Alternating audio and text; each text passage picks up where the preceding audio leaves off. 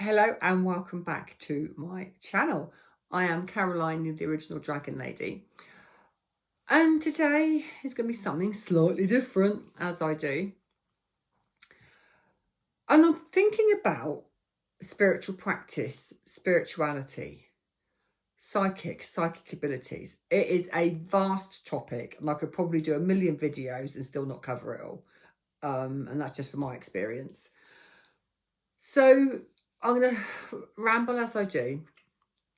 Try and have some kind of cohesion and consistency to it.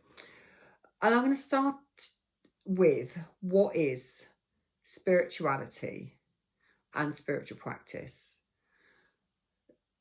It's many things to many people. So a spiritual practice or spirituality is, for me, in essence, it's living that life in alignment. And what the hell does that mean? It's honestly, it's convoluted, it's meandering, and it's vast. So for me, it's about being in line with what feels right, what feels good, knowing when I'm hitting resistance and when I need to, look at that resistance and what that's all about. But also about living in practice with it, or in line with my guides, my dragons, my beliefs, and knowing when I'm being stubborn and self-sabotaging and imposter syndrome and all that kind of thing. So it's huge. And a spiritual practice is when you're living in alignment. Well, I suppose the easiest way to describe this is when you're living in alignment, it's like you're light and it's like your energy is light and like you're full of air. Not hot air, but you're full of air. And it's all not light and fluffy, but it's flowing, it's light, it's bright. When you're not living in alignment, it's like walking through waist-high mud and everything sort of caves in on itself. You know, it all feels heavy and your shoulders all up by your ears and you're all, bent over. And so when they're your sort of two, what do you want to call it? Barometers, I suppose. So when you're in alignment and you're flowing and you're living your best life, you feel light, bright, shoulders are back, heads up, and you're full of joy and happiness. But when you're not in alignment, everything sort of just caves in on itself and your heart sinks. It's like, horrible, I don't want to play, I don't want to get out of bed. So that's probably one of the easiest ways to tell if you're living in alignment and your spirituality. Now, of course, your spiritual path can go in so many directions. So you have everything from, crystals, so working with crystals, crystal energy. So that's, I can't remember. Oh my God. How, I want to say chalcedium, but I don't know if it is. Because it looks like it's a blue lace agate. That's blue lace agate. Sorry, quick crystal lesson here. So blue lace agates are stripy, but that isn't stripy, but it is stripy on the inside. So who knows? I want to say blue chalcedium, but I don't know if it is.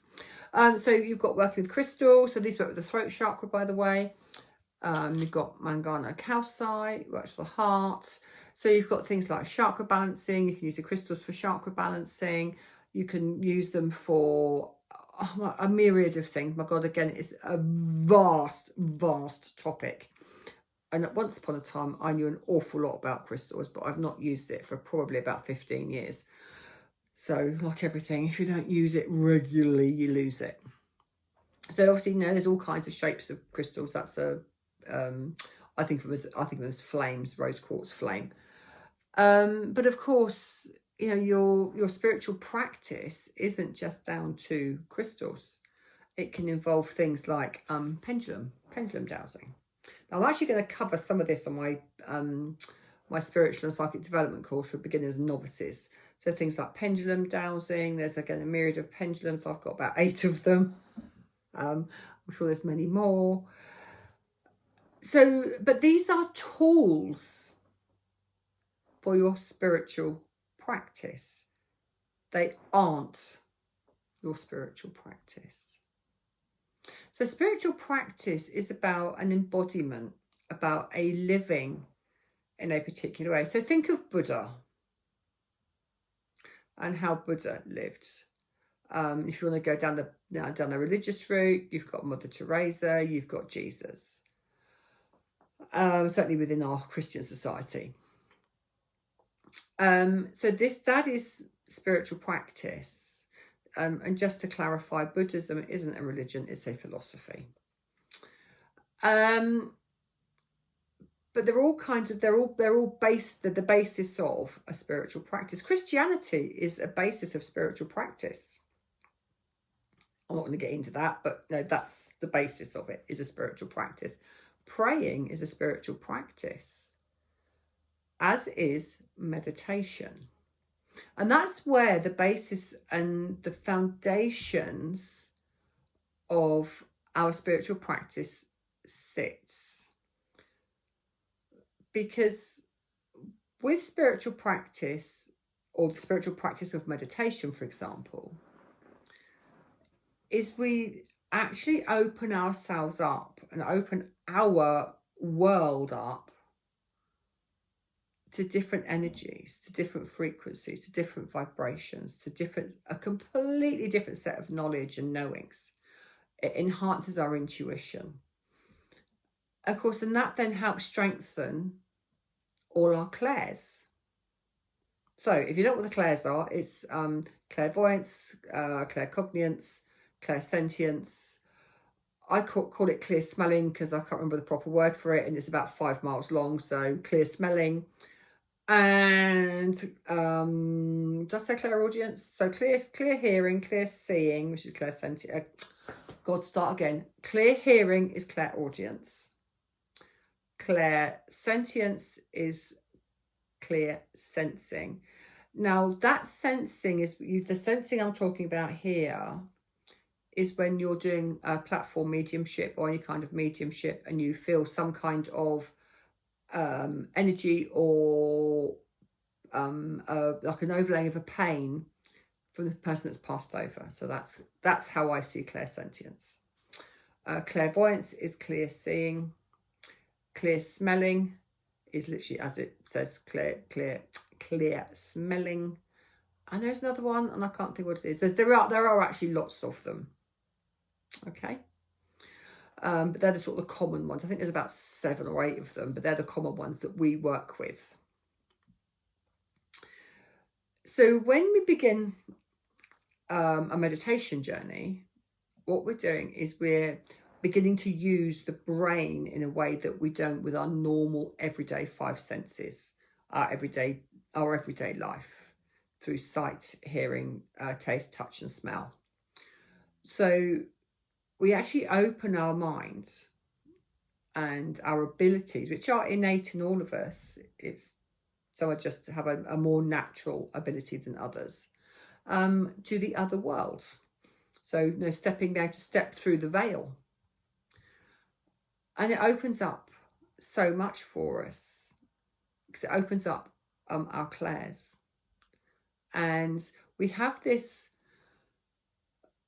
awareness to know things and sense things and see things that we can't with our normal 5 senses. And that's the basis of any spiritual practice, is to see into the other worlds. Now, some people do this absolutely naturally. They don't know how they do it. They're just born with it. And they've just brought that through from another life, from the previous incarnation. So they came through with these clair skills completely intact. Whereas the rest of us mere mortals come through with amnesia. As small children, there's a good chance that we remember an awful lot of the clairs and our past lives and that kind of thing. But as we grow up and grow and go through, society and education and things like that, they get pushed down and get dumbed down and we forget them.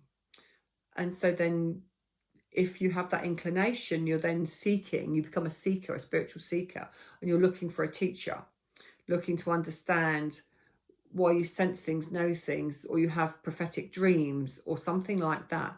They're all based around the clairs. That's all, precognition, predictive dreams, all that kind of thing. Astral travel is all based in a spiritual practice, and some of us do it more naturally than others. I was actually born clairaudient, and at age 5 I had a clairaudient experience that traumatized me. It was the death of my grandfather, and I was deaf for a year.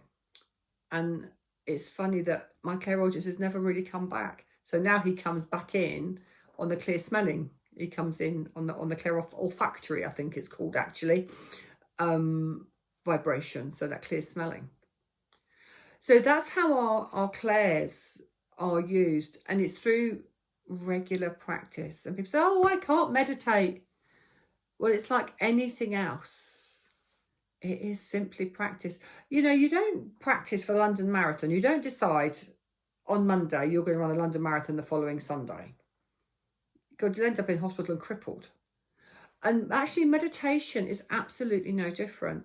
Any kind of spiritual practice is absolutely no different. Because what you're doing, if you think you'll take the London Marathon, it's 25.5 miles, 26 miles, something like that. You probably train for a year for the London Marathon, and you do it in stages, and you build upon it, and you look at your nutrition, you look at your sleep, you look at your health, you look at how many times a week you practice. You don't just run, you do all kinds of other sports as well. So you're building stamina, you're building resilience, you're building strength. Meditation is exactly the same. A spiritual practice is exactly the same.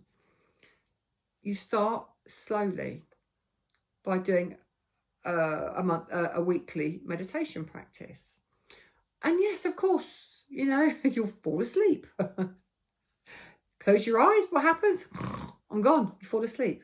Because your body is programmed currently upon closing its eyes to fall asleep. It's rest time, it's snooze time. But with practice, that gets better. And so a daily practice is actually far better than actually trying to do it once a week. When you go into meditation, or you close your eyes and you stop falling asleep, so your brain kicks in.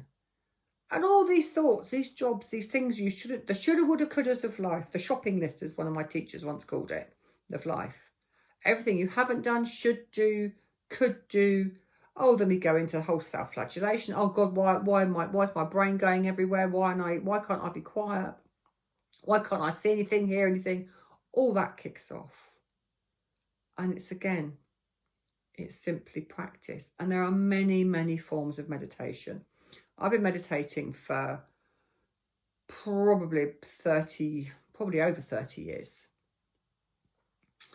And I've learned so many different types of practice of meditation over the years. And I cover a lot of these actually in the 30-day meditation challenge that I run, the 30-day spiritual practice meditation that I run. So you can get on if you want to get your practice going, you can actually join that next one when it's released. But there are many forms of meditation. You can do yoga. In many ways, is a form of meditation.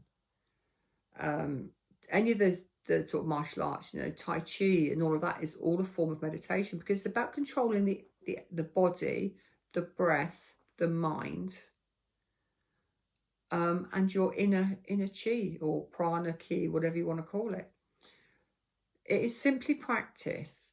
And so the things we have, the tools, tarot, oracle, all of those type of things are literally just tools to aid our spiritual practice. They are not your spiritual practice. Your spiritual practice is about daily awareness. Your spiritual practice is your meditation, is how you treat the earth, how you treat others. How you treat yourself is really important. That's all your spiritual practice. And as you become aware of these things, as you have that awareness about how your body's feeling, how you're feeling emotionally, mentally, all of those things, that heightens your spiritual awareness too. And another big one that really, really shifts your awareness and your spiritual practice is the attitude of gratitude. So as you see, it's been meandering, and there are so many aspects to a spiritual practice, but it all comes down to one. The main one is meditation, having that space for reflection. And, and through meditation, you connect with your guides, your dragons, the angels, animals, all that kind of thing. But it's all a stepping stone, and it all takes practice. I will see you in the next video. I hope you've enjoyed this one. I'll see you soon. Big love. Bye for now.